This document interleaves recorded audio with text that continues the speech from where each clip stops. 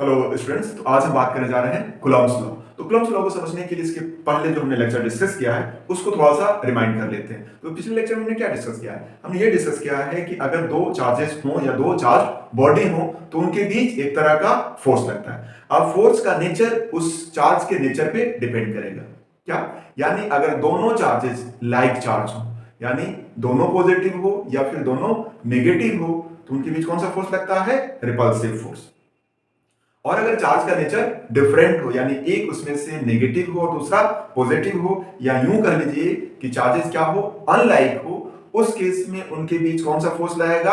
Attractive force. ठीक। तो ये तो बात हमें पता चल गई कि दो चार्जेस के बीच लाइक चार्जेस हो तो उनके बीच रिपल्सिव फोर्स लगता है, और अनलाइक चार्जेस हो तो उनके बीच अट्रैक्टिव फोर्स लगता है। यानी two like charges repel each other and two unlike charges attract each other. तो फिर कूलम्ब्स लॉ का क्या मतलब? तो कूलम्ब्स लॉ का मतलब ये है कि जो उनके बीच फोर्स लगेगा उसका मैग्नीट्यूड कितना होगा और वह किस किस फिजिकल क्वांटिटी पे किस तरह से डिपेंड करेगा। ठीक है।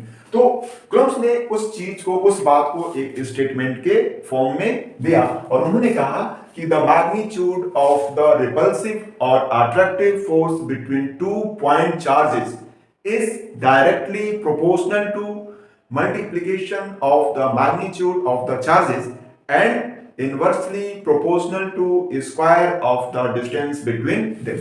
मतलब क्या हुआ कि दो चार्जेस के बीच जो फोर्स लगेगा, लाइक चार्ज है तो रिपल्सिव, अनलाइक चार्ज है तो अट्रैक्टिव। जैसे मान लीजिए कि हमारे पास दो चार्जेस हैं, ये हमारा है Q1 और ये हमारा है Q2, और इसके बीच का डिस्टेंस अगर हमने मान लिया r है, तो ये अगर लाइक चार्जेस हैं तो इनके बीच कौन सा फोर्स लगेगा?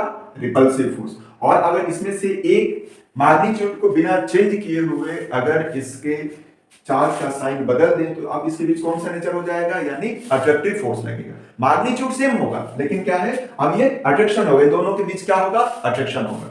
तो दोनों ही केस में अगर जब दोनों पॉजिटिव हो तो उनके बीच रिपल्सिव फोर्स लगेगा, और जब एक इसमें से पॉजिटिव और दूसरा नेगेटिव हो तो इनके बीच अट्रैक्टिव फोर्स लगेगा, लेकिन फोर्स का मैग्नीट्यूड क्या होगा? बराबर होगा। यानी एक पर्टिकुलर फोर्स से किसी चीज को आप खींच रहे हो या उतने ही फोर्स से आप किसी चीज को धक्का दे रहे हो, तो दोनों ही केस में उस फोर्स का मैग्नीट्यूड कितना होगा। हम यहाँ पे डायरेक्शन की बात नहीं कर रहे हैं, सिर्फ और सिर्फ मैग्नीट्यूड की। चाहे वो रिपल्सिव हो चाहे वो अट्रैक्टिव हो, उस फोर्स का मैग्नीट्यूड क्या होगा? उन दोनों चार्जेस के मैग्नीट्यूड के मल्टीप्लिकेशन के डायरेक्टली प्रोपोर्शनल होगा, और उनके बीच का डिस्टेंस का स्क्वायर के इनवर्सली प्रोपोर्शनल होगा। ठीक है।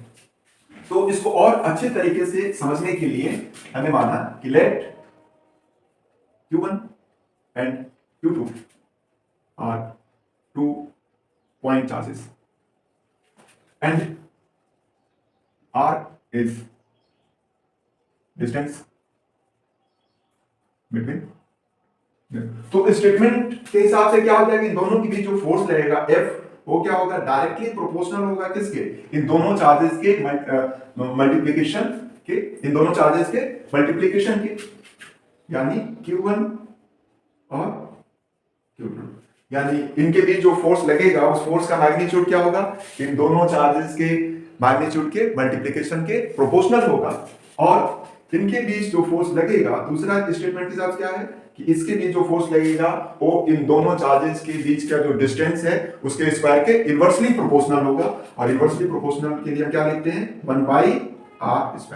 तो ये हमारा जो मैथमेटिकल फॉर्म है ये बताता है कि उन दोनों चार्जेस के बीच जो फोर्स लगेगा उसका मैग्नीट्यूड उन दोनों चार्जेस के मैग्नीट्यूड के मल्टीप्लिकेशन के प्रोपोर्शनल होगा, और उसके उन दोनों चार्जेस के बीच का जो डिस्टेंस है उसके स्क्वायर के इनवर्सली प्रोपोर्शनल होगा। ठीक है। अब इन दोनों इक्वेशन को अगर हम मिला दें, मान लीजिए इसको हमने क्या मान लिया?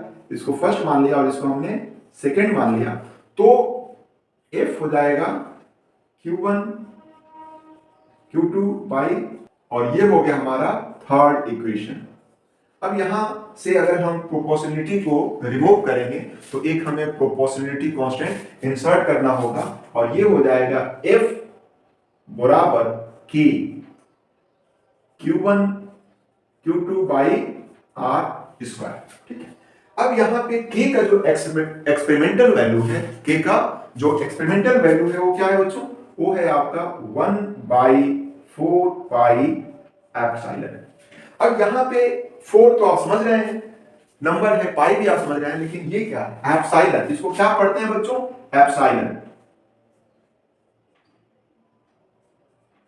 एप्सिलॉन क्या पढ़ेंगे, एप्सिलॉन। ये किसके लिए आया है, ये आया है कि चार्जेस, दोनों चार्जेस जिस मीडियम में रखे हुए हो उसकी परमिटिविटी क्या है, परमिटिविटी। एप्सिलॉन क्या है, परमिटिविटी।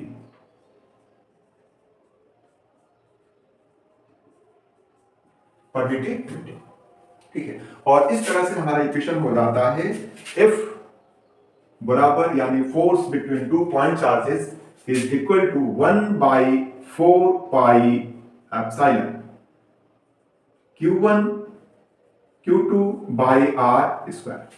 तो इस फॉर्मूले से अगर हमें दो चार्जेस का मैग्नीट्यूड पता हो, उसके बीच का डिस्टेंस पता हो, और वह जिस मीडियम में रखा हुआ है उसका परमिटिविटी अगर हमें पता हो, तो वो सारे वैल्यू पुट करके हम ये फाइंड आउट कर सकते हैं कि उन दोनों चार्जेस के बीच कितना फोर्स लगेगा।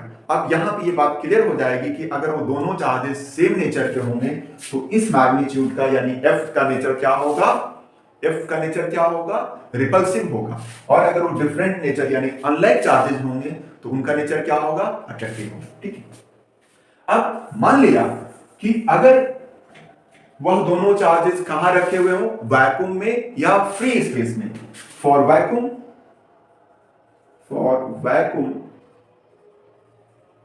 और फ्री स्पेस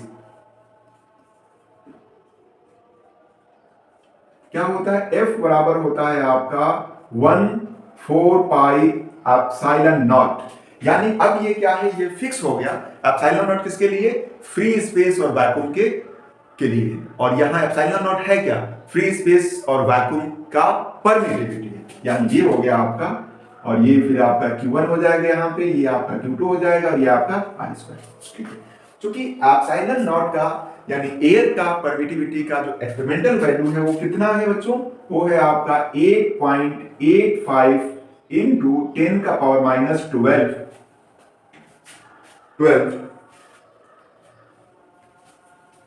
कूलम्ब स्क्वायर पर न्यूटन पर मीटर स्क्वायर, इसका वैल्यू।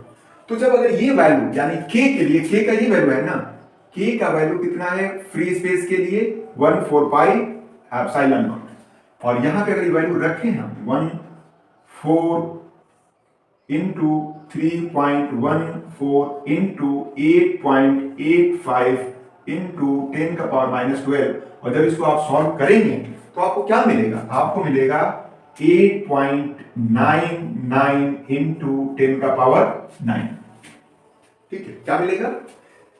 और इसका अगर यूनिट लिखना चाहें तो जो हमारा परमिटिविटी का यूनिट है वो रिवर्स हो जाए, क्यों, क्योंकि ये क्या 1/, है। तो जब इसका परमिटिविटी मतलब इसका यूनिट क्या है, कूलम्ब स्क्वायर पर न्यूटन पर मीटर स्क्वायर है, तो 1/, परमिटिविटी का यूनिट क्या हो जाएगा, ठीक उल्टा, यानी इसका वैल्यू का यूनिट क्या हो जाएगा, न्यूटन मीटर स्क्वायर पर कूलम्ब, ठीक।